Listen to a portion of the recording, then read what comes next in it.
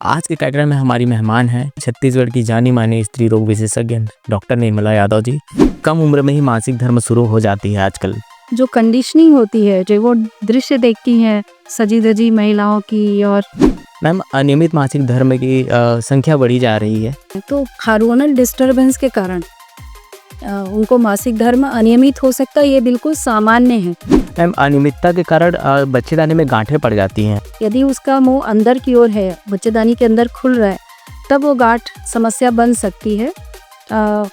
इस मामले में मतलब ब्लीडिंग ज़्यादा हो सकती है उसको, और गर्भधारण में भी समस्या कर सकते हैं। पीसीओएस और पीसीओडी क्या है मैम?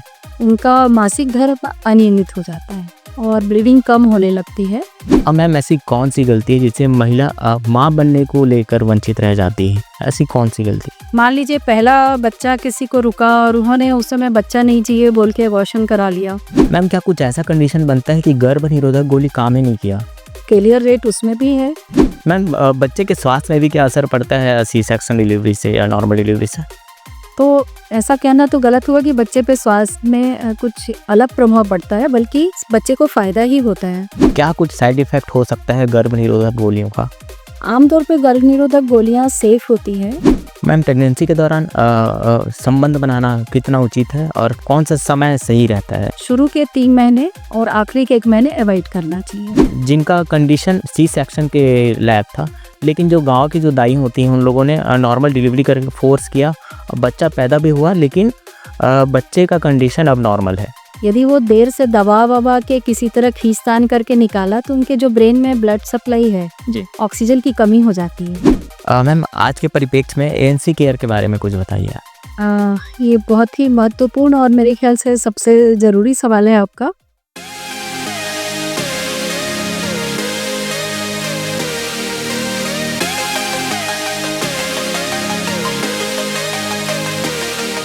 नमस्कार, आप देखना शुरू कर चुके हैं टेना न्यूज़ का खास कार्यक्रम हेल्थ अपडेट।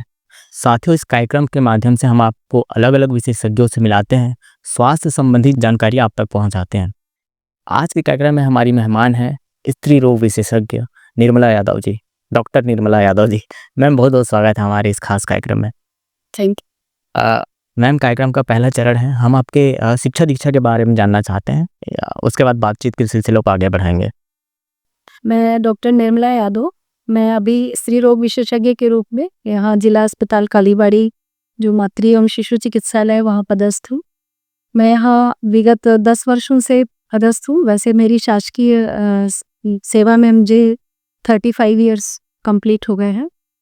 मैंने श्याम शाह चिकित्सा महाविद्यालय रीवा से मैंने एमडी किया है ऑब्स्टेटिक्स एंड गायनी में, स्त्री रोग एंड प्रसूति विभाग में।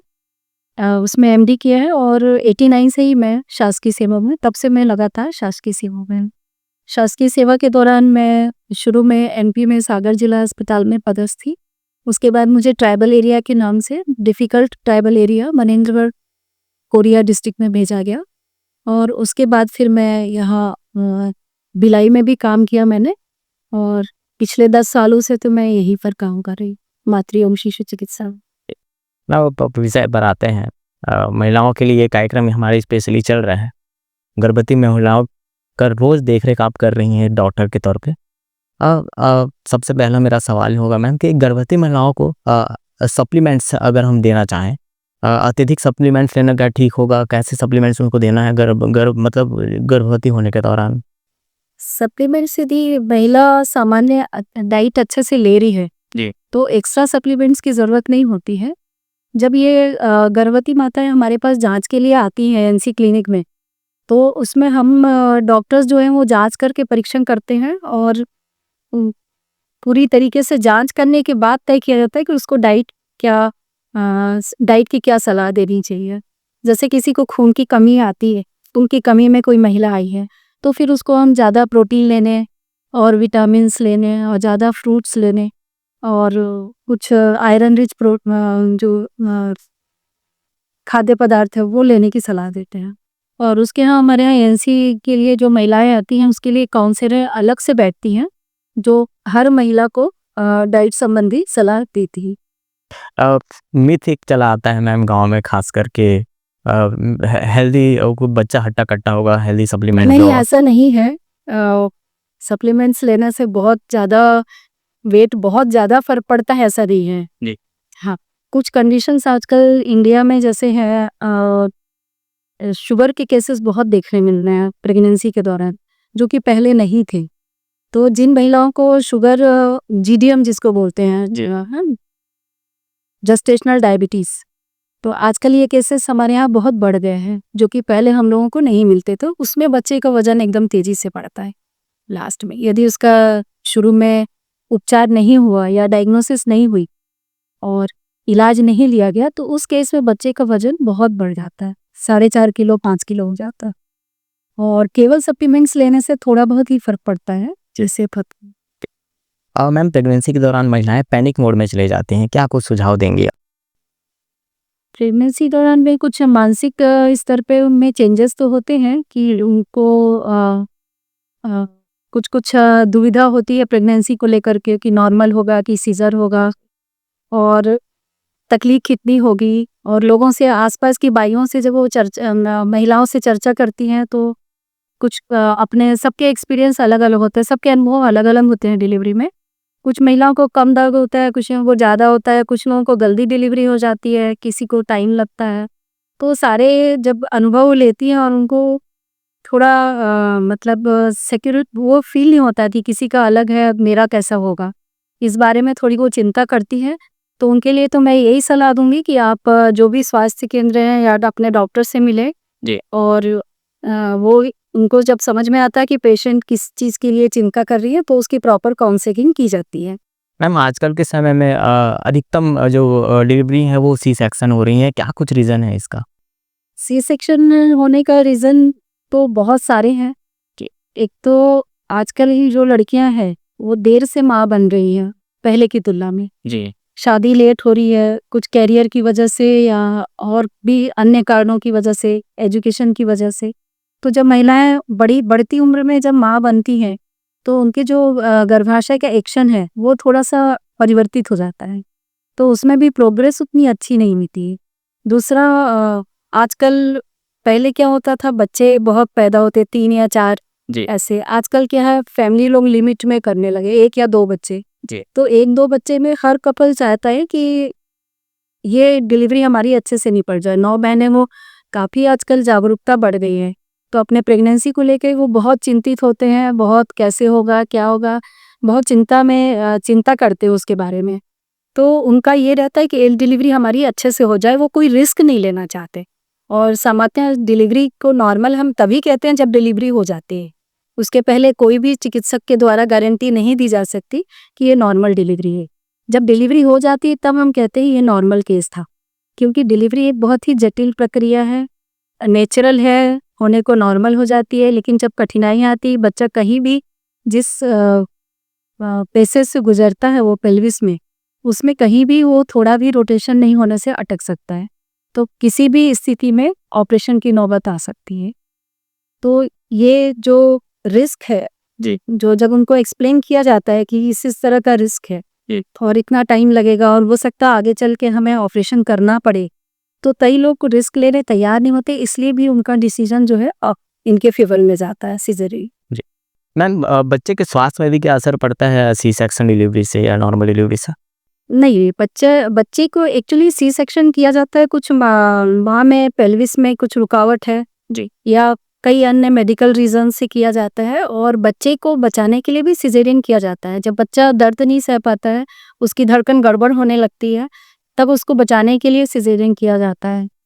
तो ऐसा कहना तो गलत हुआ कि बच्चे पे स्वास्थ्य में कुछ अलग प्रभाव पड़ता है, बल्कि बच्चे को फायदा ही होता है कि वह सुरक्षित तरीके से ऑपरेशन द्वारा निकाल लिया जाता है। मैम देखा जाता है प्रेगनेंसी के दौरान ब्लीडिंग होती है, क्या ये आम बात है? प्रेगनेंसी के दौरान जी। यदि शुरुआती दिनों में ब्लीडिंग होती है, तो ये आम बात तो नहीं मानी जा सकती। मैम शुरुआती दिनों का आंकड़ा क्या? मतलब शुरू के 3 महीने में। शुरू के 3 हाँ, महीने। शुरू के 3 महीने में यदि ब्लीडिंग होती है, तो ये एक तरह का संकेत होता है कि महिला को एबॉर्शन होने की संभावना ज़्यादा है। तो हमें हर हाल में इसमें अपने डॉक्टर की सलाह लेनी चाहिए। और ब्लीडिंग बंद करने की कुछ दवाइयाँ आती हैं, और बच्चा रोकने के लिए कुछ हार्मोनल सपोर्ट दिया जाता है। उन कारणों का पता किया जाता है जिसकी वजह से ब्लीडिंग हो रही है। सोनोग्राफी द्वारा आजकल बहुत सारी जांचें उपलब्ध हो गई हैं, काफ़ी कुछ जानकारी हम लोगों को जांच से मिल जाती है और तदनुसार फिर उसका उपचार किया जा सकता है। मैम एक मिथ चली आती है, खासकर ग्रामीण इलाकों में देखने को मिलता है, प्रेगनेंसी के दौरान दवाओं से दूर रखा जाता है गर्भवतियों को, या तो जड़ी बूटियों का सहारा लिया जाता है या फिर पुराने चलन के हिसाब से चल रहा है। जी। इसमें जो प्रेगनेंसी के दौरान दवाइयाँ जो शुरू के 3 महीने में कम दी जाती हैं, जी। आयरन और कैल्शियम 3 महीने के बाद से शुरू कर दिया जाता है, और जो कि पूरे गर्भवती महिलाओं को पूरे प्रेगनेंसी के दौरान दी जाती है आयरन और कैल्शियम। कैल्शियम की वजह से बीपी बढ़ने को रोका जा सकता है कैल्शियम देने से, और आयरन देने से महिला में खून की कमी नहीं होती है। तो महिला कई परेशानियों से बच जाती है। खून की कमी होने पे महिलाओं को ज़्यादा ब्लीडिंग होती है प्रसव के समय, जी। है ना, और महिला का हार्ट फेल हो सकता है यदि ज़्यादा खून की कमी में, जो किसी भी समय उसकी जान जा सकती है। तो ये सब और बच्चे को कम समय मतलब समय से पहले प्रसव होने की संभावना बढ़ जाती है। बच्चे का वजन कम होने की संभावना बढ़ जाती है। बच्चे के डिलीवरी तक नहीं पहुंचे उसके पहले ही उसको पेट के अंदर ही ब्लीडिंग होने की संभावना बढ़ जाती है। तो एनीमिया सच देखा जाए तो जितना मैटरनल डेथ होती है, जो डिलीवरी के दौरान माताओं की मृत्यु होती है, उसमें एनीमिया एक बहुत बड़ा फैक्टर है। और इंडिया में खास तौर पे एनीमिया बहुत ज़्यादा प्रिवलेंट है इन्हीं सब भ्रांतियों के कारण, क्योंकि वो दवाइयाँ नहीं लेते हैं, खाने में ऐसी चीज़ नहीं लेते हैं जिससे खून की कमी पूरी हो सके। तो ये तो बिल्कुल ही मिथ है कि नहीं देना चाहिए, दवा हमेशा ज़रूर लेना चाहिए, बल्कि स्वास्थ्य केंद्र में जाके या अपने जहाँ भी दिखाते हो अपने डॉक्टर से हीमोग्लोबिन टेस्ट कराना चाहिए, और खून की कमी हो तो उसके लिए आजकल बहुत उपचार संभव है जो डिलीवरी पूरे दिन डिलीवरी की डेट आने के पहले ही किया जा सकता है, और उसको इन सब खतरों से बचाया जा सकता है। जैसे इंजेक्शंस भी अवेलेबल हैं, जिनको आयरन की गोलियां सूट नहीं करती है, कई महिलाओं को सूट नहीं करती हैं आयरन की गोलियां, खाने से उनको पेट में दर्द होने लगता है या बार बार उनको शौचालय जाने की ज़रूरत पड़ती है, तो वो महिलाएं डर के मारे फिर दवाइयाँ नहीं खाती है। तो ऐसा होने पे मैं तो यही सलाह दूंगी कि वो डॉक्टर से मिले और उसके बदले इंजेक्शन लिखवा लें, या डॉक्टर उचित उपचार करेगी उसकी जांच करके। अब मैम ऐसी कौन सी गलती है जिससे महिला माँ बनने को लेकर वंचित रह जाती है? ऐसी कौन सी गलती? माँ बनने को लेकर वंचित रह जाने के पीछे वंचित रह जाती मतलब माताओं द्वारा गलतियां आप पूछ रहे हैं। जी। उसमें ये है कि मान लीजिए पहला बच्चा किसी को रुका और उन्होंने उस समय बच्चा नहीं चाहिए बोल के अबॉर्शन करा लिया, जी। तो वो बाद में माँ बनने से में उनको कठिनाई आती है, क्योंकि अबॉर्शन के दौरान इन्फेक्शन होने का खतरा रहता है, उससे उनकी ट्यूब ब्लॉक हो सकती है। इसलिए पहले बच्चे में मैं तो यही सलाह दूंगी कि कभी भी बच्चा गिराने के बारे में नहीं सोचे, नहीं तो बाद में दिक्कत आती है। जी। और भी गलतियां हैं, जैसे आप गर्भ निरोधक गोलियां कभी भी अनियमित रूप से खा रहे हैं बिना डॉक्टर की सलाह के, उससे भी प्रॉब्लम होती है। और कुछ लोग बिन ब्याही माताएं कहिए या ऐसे अनचाहे गर्भ को वो करने के लिए कुछ लोग कोएक्स की सहायता लेते हैं, जो गांव में जो प्रशिक्षित डॉक्टर नहीं है उनकी सहायता लेते हैं। अच्छा। तो उससे भी इन्फेक्शन होने का बहुत खतरा हो जाता है और माँ बनने से वंचित रह जाते हैं। मैम क्या कुछ साइड इफेक्ट हो सकता है गर्भ निरोधक गोलियों का? आमतौर पे गर्भ निरोधक गोलियां सेफ होती है, जी। और हमेशा आप डॉक्टर की सलाह से सभी महिलाओं को गर्भ निरोधक गोलियों का सेवन करना चाहिए। डॉक्टर खुद ही उसमें देख लेते हैं कि किस महिला को हमें कौन सी गर्भ निरोधक गोली इसके लिए उपयुक्त रहेगी। जी। वो डिसाइड करके काउंसलिंग की जाती है, और उसके बाद महिलाओं को ऑप्शंस दिए जाते हैं कि ये आपके लिए तरीके हैं, और उसमें जो वो चुनती है वो बेस्ट उनको दिया जाता है। जी। तो सामान्यतः ऐसा कोई कॉम्प्लिकेशन नहीं होता है। कुछ कंडीशंस होती हैं जिसमें गर्भ निरोधक गोलियों से नुकसान होता है, तो वो डॉक्टर से की सलाह से लें तो वो भी समस्या नहीं रहेगी। मैम इसके अधिक उपयोग से क्या माँ बनने को वंचित हो जाती हैं बाद में? नहीं, ऐसा नहीं है। इनके सेवन से माँ बनने के लिए वंचित नहीं होती है, वो कुछ समय के लिए पोस्टपोन हो जाता है। मतलब जैसे मान लीजिए कोई लंबे समय से गर्भ निरोधक गोली खा रहे हैं, तो वो उनको बच्चे प्लान करना है तो उनको गोलियां बंद करने के 7 से 10 महीने के अंदर उनकी फर्टिलिटी वापस आ जाती है। जी। मैम क्या कुछ ऐसा कंडीशन बनता है कि गर्भ निरोधक गोली काम ही नहीं किया? ऐसा कोई कंडीशन बनता है एक महिला? हाँ, फेलियर रेट उसमें भी है। जैसे महिलाएँ कई बार उसको नियमित रूप से लेना रहता है, महिलाएँ कोई बोली मिस कर जाती हैं, तो उससे ये स्थिति बन सकती है, बिल्कुल बन सकती है। जी। मैम, माँ बनने के लिए सबसे सही उम्र कौन-सी है?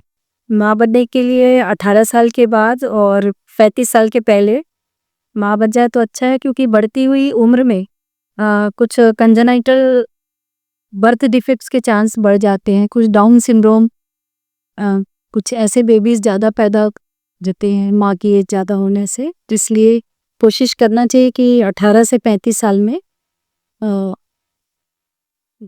ये जो उम्र है वो माँ बनने के लिए सही उम्र है। मैम, एक मिथ है, कम उम्र में ही मासिक धर्म शुरू हो जाती है आजकल, ऐसा लोग कहते हैं, क्या कारण है इसका? कम उम्र में मासिक धर्म शुरू होने का सबसे बड़ा कारण ये है आजकल जो माँ-बाप हैं, बच्चों का अ, बच्चों के पोषण पे बहुत ध्यान दे रहे हैं। जी। है ना? न्यूट्रिशन अच्छा मिल रहा है उनको। तो एक तो ये वजह है कि वो पहले से ज़्यादा न्यूट्रिशन मिलने से उनका जो विकास है वो जल्दी थोड़ा हो रहा है। जी। और दूसरी चीज़ स्क्रीन टाइम, जो मोबाइल पे या कहना चाहिए टीवी जी। का उपयोग और नेट का उपयोग, आजकल बच्चों के हाथ में, सबके हाथ में मोबाइल देखते हैं। स्क्रीन के उपयोग से भी जो कंडीशनिंग होती है, जो वो दृश्य देखती हैं सजी-धजी महिलाओं की, और उसमें जो भी स्क्रीन में जो भी मटेरियल परोसा जा रहा है, उससे भी बच्चों में बहुत फ़र्क पड़ रहा है उनके मानसिक स्तर पे। तो महिला जो बच्चों में इसीलिए कम एज पे ऐसा देखा जा रहा है कि कम एज पे इनको मासिक धर्म शुरू हो रहा है। मैम, अनियमित मासिक धर्म की संख्या बढ़ी जा रही है। आज में से हर 4 में से 1 को ऐसा ये प्रॉब्लम देखने को मिलता नहीं, है। नहीं, ऐसा नहीं है। ये अनियमित जो मासिक धर्म है, जी। ये इसको हम उम्र के हिसाब से डिस्कस करें तो ज़्यादा अच्छा होगा। जी। ये शुरू में जब लड़कियों को मासिक धर्म शुरू होता है तो उस समय थोड़ा अनियमित होता है, क्योंकि जो उनका एचपीओ एक्सिस है या जो वो सारा ब्रेन से रिलेटेड होता है। तो ये जो पूरा जो सिस्टम है उसका रिप्रोडक्टिव सिस्टम, वो मैच्योर नहीं होता, विकास पूरा नहीं होता। मैम, इसका एज रेशियो है? अ, ये सामान्यतः जो शुरुआत होती है 9 से 11 से 13 साल की उम्र में होती है जी। महिलाओं को, लड़कियों को मासिक धर्म। तो जब शुरू होता है ये शुरुआती दिनों में, चूँकि पूरा सिस्टम परिपक्व नहीं हुआ होता है, जी, तो उनको अनियमित हो सकता है। जैसे अंडे बनने की क्रिया शुरू नहीं होती है, जी। है ना? अंडे जो ओवम जो बनते हैं ओवरी में, जी, वो सही तरीके से नहीं बनते हैं। तो हार्मोनल डिस्टर्बेंस के कारण उनको मासिक धर्म अनियमित हो सकता है, ये बिल्कुल सामान्य है। जी। उसके लिए उनको कोई दवा लेने की ज़रूरत नहीं है, केवल उनको काउंसलिंग हम लोगों के द्वारा किया जाता है कि ये एकदम सामान्य है और इसके लिए कोई मेडिसिन की ज़रूरत नहीं है। मेडिसिन की ज़रूरत तभी है जब ब्लीडिंग बहुत ज़्यादा हो रही है, जी। है ना? काफ़ी हो रही है और इसके द्वारा ब्लीडिंग ज़्यादा होने से उसमें खून की कमी आ रही, जी। तब इलाज की ज़रूरत है।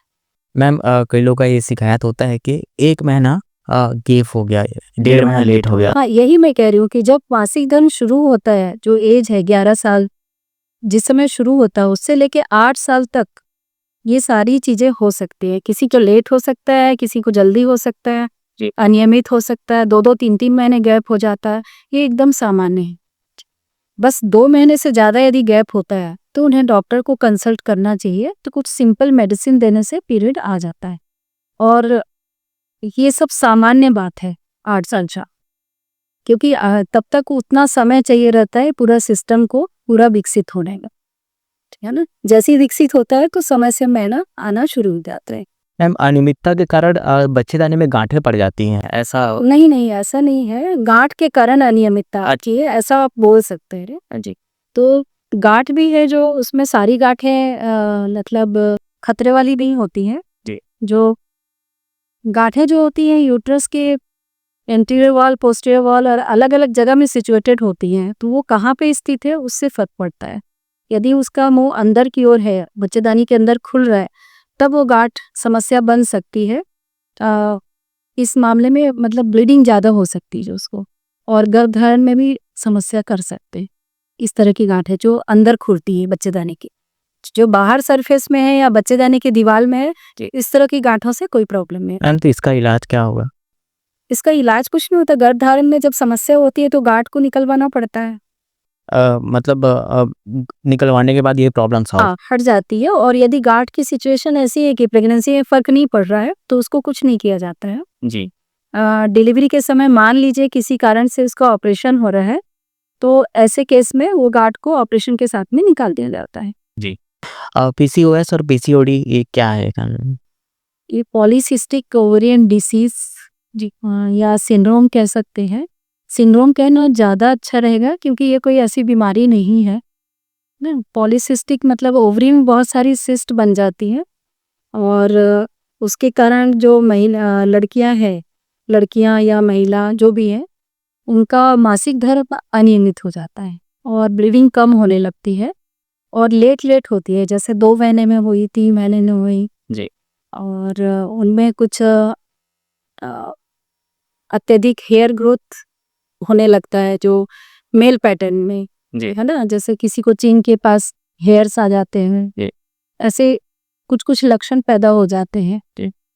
तो इसमें भी जो कम उम्र की लड़कियां 8 साल तक यदि हम सोनोग्राफी से एक्चुअली डायग्नोसिस होती है इसकी बड़े एज ग्रुप में, मगर जो बच्चियां हैं आजकल हम लोग सोनोग्राफी भी उनके लिए एडवाइस नहीं किया जाता क्योंकि ये नॉर्मल प्रक्रिया 8 साल तक उनको पीसीओडी की संभावना है ऐसा बोला जा सकता है, बहुत सारे सिस्ट हो तो। लेकिन पीसीओडी लक्षण है उसमें उसका जो वजन बहुत तेजी से बढ़ने लगता है, या कुछ लड़कियां हैं जो पहले से ही वजन ज्यादा रहता तो ऐसे लोगों को पीसीओडी के चांस ज्यादा होते हैं। कुछ लड़की उसमें हिस्ट्री में जाना पड़ता है एक्चुअली। जो भी लड़की आती है पीसीओडी का लेके, उसका हिस्ट्री में जाना पड़ता है। यदि उसका जन्म उसकी माँ से कुछ ना पड़ता है, वो जन्म के समय यदि बहुत कम वजन की हुई हो तो ऐसे बच्चियों में पीसीओडी होने का चांस ज्यादा रहता है, क्योंकि जैसे ही वो पैदा होती हैं तो कम वजन का बच्चा, जाहिर है कि सब बच्चे उसको न्यूट्रिशन का बहुत ध्यान रखते हैं माता पिता, है ना। और जो फैट डिपोजिशन होता है उसके पेट में, तो उसके कारण ये हार्मोनल डिस्टर्बेंस होता है। उस हार्मोनल डिस्टर्बेंस जो इंसुलिन रेजिस्टेंस हो वो बढ़ जाता है और उसके कारण फिर अंडे बनना बंद हो जाते हैं, या जो अपरिपक्व सिस्ट जो दिखते हैं सोनोग्राफी में वो दिखने लगते हैं। तो पीसीओडी होने से लड़कियों का वजन बढ़ जाता है जी। और असामान्य हेयर ग्रोथ देखने मिलता है। जी। साथ में मासिक धर्म अनियमित हो जाता है, 2-2 महीने में होना। जी। और आगे चल के ऐसी लड़कियों को शुगर होने का भी खतरा रहता है, हार्ट डिसीज का भी खतरा रहता है, और मेटाबॉलिक सिंड्रोम मतलब उनका वजन और तेजी से बढ़ता जाता है। तो मेटाबॉलिक सिंड्रोम के कारण भी बहुत सारी स्वास्थ्य समस्याएं उनको आ सकती हैं। टाइप 2 डायबिटीज हो सकता है आगे चल के। तो इसीलिए चूंकि इतनी सारी, और भी यदि छोड़ दें, यदि इलाज न लिया जाए तो गर्भाशय का कैंसर तक हो सकता है। तो इसीलिए जब भी पीसीओडी की महिला आती है तो उस पीसीओडी केस में अच्छे से उपचार लेना चाहिए। और सबसे जो मुख्य कारण है, जो सबसे मुख्य उपाय है, वो है कि लाइफ स्टाइल मॉडिफिकेशन करना चाहिए। अच्छा, मतलब एक्सरसाइज करें और अपना डाइट का थोड़ा ध्यान रखें, जंक फूड वगैरह नहीं खाना चाहिए और एक्सरसाइज करना चाहिए, वजन कम करना चाहिए। यदि वजन कम होगा तो ये समस्या अपने आप ही नॉर्मल हो जाती। मैम एंडोमेट्रियोसिस की शिकायतें आजकल देखने को मिल रही हैं। हाँ, एंडोमेट्रियोसिस जो बीमारी है, जो गर्भाशय की जो अंदर की परत होती है एक्चुअली, वो एंडोमेट्रियम कहलाती है। और जब यही एंडोमेट्रियम जो है गर्भाशय के बाहर, यानी अपने जो सामान्य उनकी जो उपस्थिति होनी चाहिए वहां ना हो करके बच्चेदानी के बाहर होती है, तब उसको हम एंडोमेट्रियोसिस लेबल करते हैं। एंडोमेट्रियोसिस होने से एंडोमेट्रियोसिस जो बाहर जो होता है वो ओवरी में मोस्ट कॉमनली होता है जी। और पेल्विक वॉल में भी हो सकता है। जो हमारी जो कोलोन है, मतलब बड़ी आंत है नीचे रेक्टम के ऊपर, वहाँ के आसपास भी एंडोमेट्रियोसिस के एंडोमेट्रियोसिस फैल सकता है। तो इन सब केस में महिला जो भी पेशेंट है या लड़कियां हैं, महिलाएं हैं, उनको दर्द बहुत होता है और वो टिपिकल दर्द बताती है कि जब महीना होता है उस समय बहुत तेज दर्द होता है, 2-3 दिन पहले से शुरू हो जाता है और पूरे मासिक धर्म के समय दर्द बहुत होता, मुख्य कंप्लेन उनकी दर्द ही थी। मैम फिर गर्भवती महिलाओं के सवालों पर आते हैं। मैम प्रेगनेंसी के दौरान संबंध बनाना कितना उचित है और कौन सा समय सही रहता है? प्रेगनेंसी के दौरान सामान्य तौर पे संबंध पूरे 9 महीने बनाया जा सकता है, मगर शुरू के 3 महीने और आखिरी के 1 महीने अवॉइड करना चाहिए। दूसरी चीज जो महत्वपूर्ण ये है कि यदि किसी भी पुरुष या स्त्री में इन्फेक्शन है, जैसे महिला में जो वेजाइना में इन्फेक्शन है या पुरुषों में कोई इन्फेक्शन है, जैसे किसी को पेशाब में जलन है, खुजली है या इस तरह की कोई प्रॉब्लम है, महिला को वाइट डिस्चार्ज है जिसमें खुजली है, जलन है, तो ऐसे लोग को संबंध नहीं बनाना चाहिए। और संबंध बनाना भी है तो कंडोम के साथ जो बनाना चाहिए, तो इससे फिर इन्फेक्शन का खतरा कम हो जाता है। मैम तंबाकू या अल्कोहल के प्रयोग से कोई अगर कंटिन्यू कोई महिला ले रही है इस चीज़ को लेके, तो क्या आफ्टर प्रेगनेंसी प्रॉब्लम होता है बच्चों में? तंबाकू और अल्कोहल तो बिल्कुल नहीं लेना चाहिए। तंबाकू और अल्कोहल लेने से समय से पहले महिला की डिलीवरी हो सकती है, प्रीटर्म लेबर हो सकता है और बच्चों का वजन बहुत कम हो जाता है।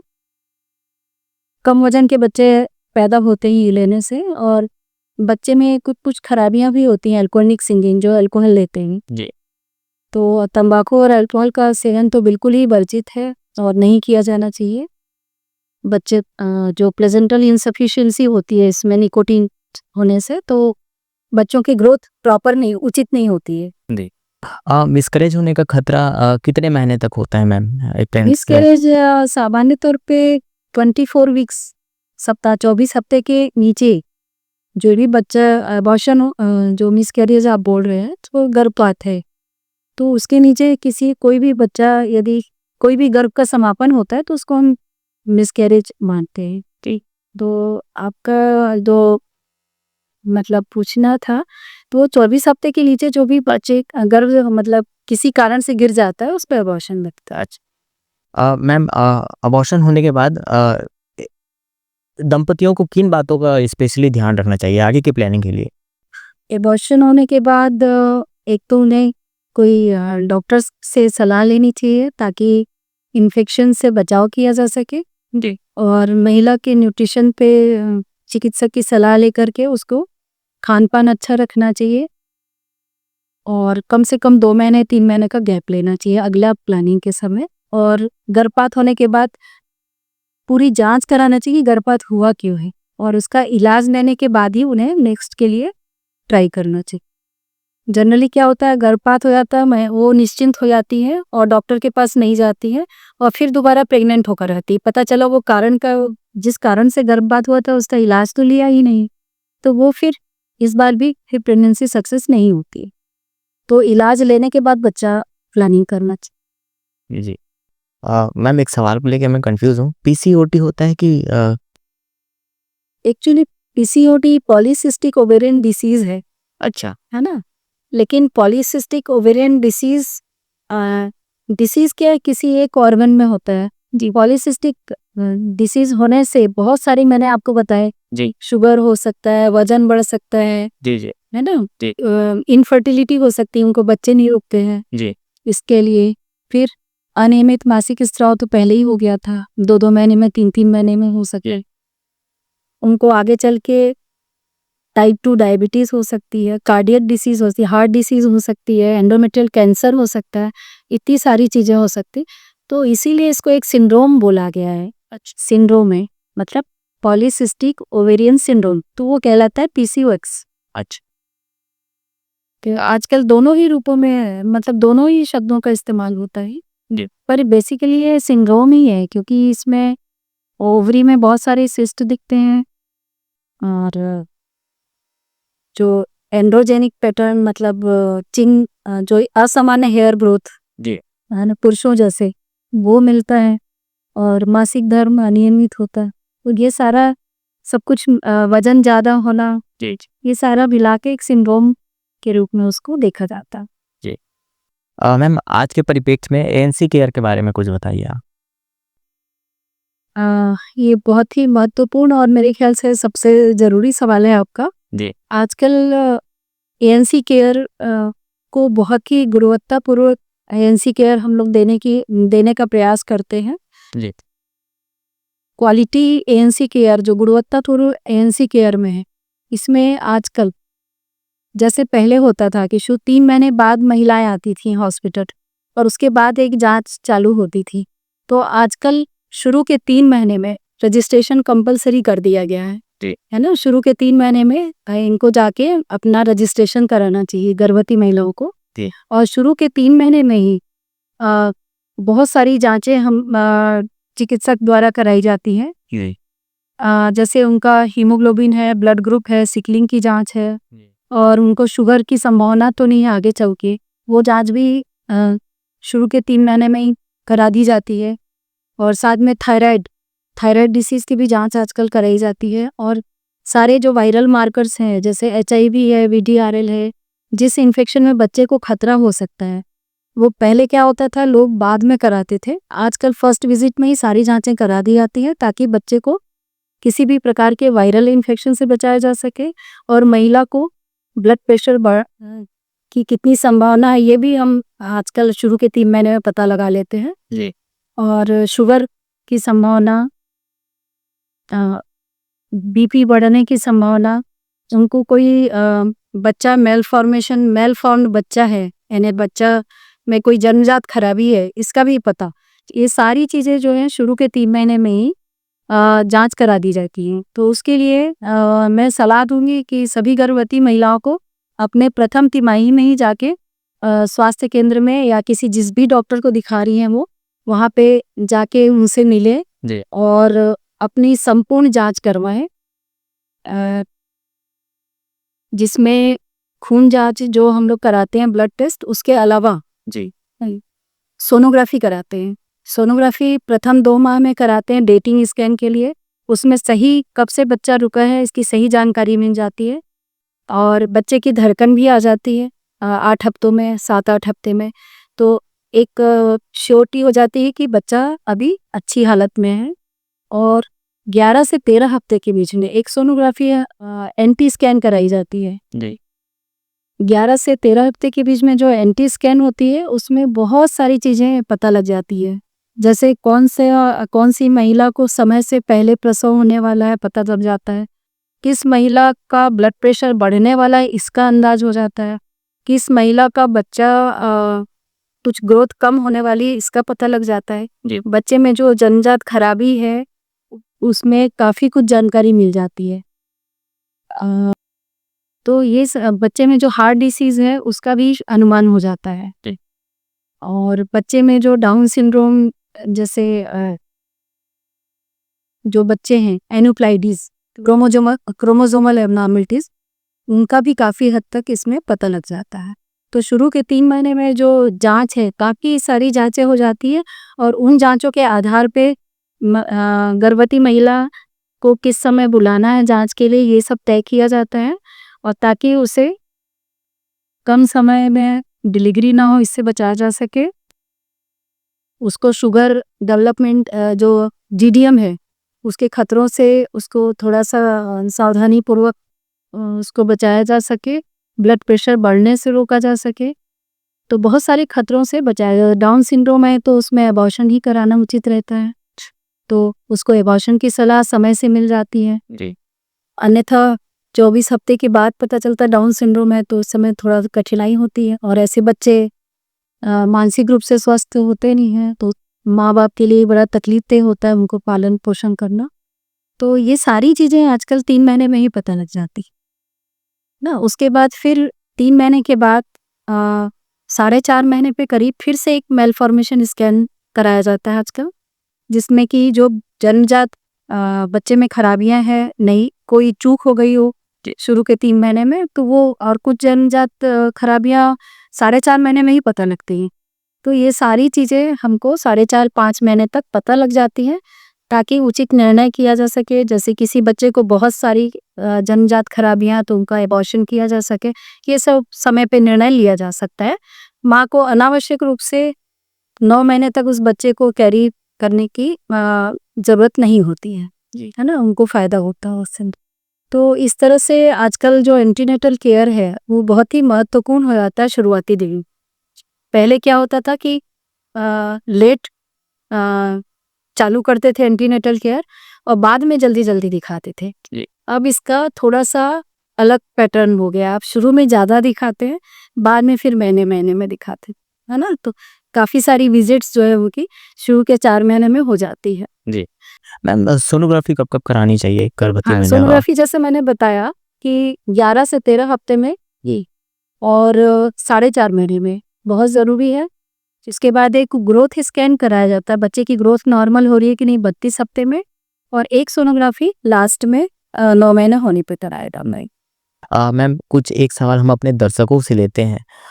एक गर्भवती महिला थी जिनका कंडीशन सी सेक्शन के लायक था, लेकिन जो गाँव की जो दाई होती हैं उन लोगों ने नॉर्मल डिलीवरी करके फ़ोर्स किया और बच्चा पैदा भी हुआ, लेकिन बच्चे का कंडीशन अब नॉर्मल है। मानसिक रूप से वो सही नहीं है। एक्चुअली क्या होता है कि डिलीवरी नॉर्मल हो, सीज़र ना हो, ये हर व्यक्ति चाहते हैं। जी।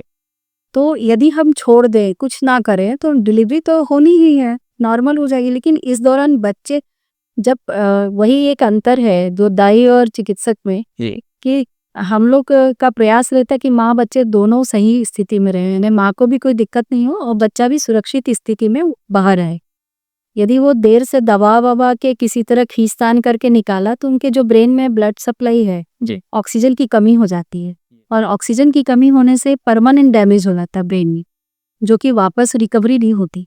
तो ऐसे बच्चे फिर सेरिब्रल पैल्सी जिसको बोलते हैं, दिमागी मंदबुद्धि, जी। वो चल नहीं पाते हैं, कुछ ऐसी कंडीशंस में को प्राप्त करते हैं। जी। तो ये तो बहुत ही गलत है, इसलिए ऐसा स्थिति नहीं बनना चाहिए आजकल के उसमें, जबकि सब जगह आजकल हॉस्पिटल्स खुल गए हैं। जी। तो ऐसी स्थिति, ऐसी नौबत अब नहीं आनी चाहिए। जी।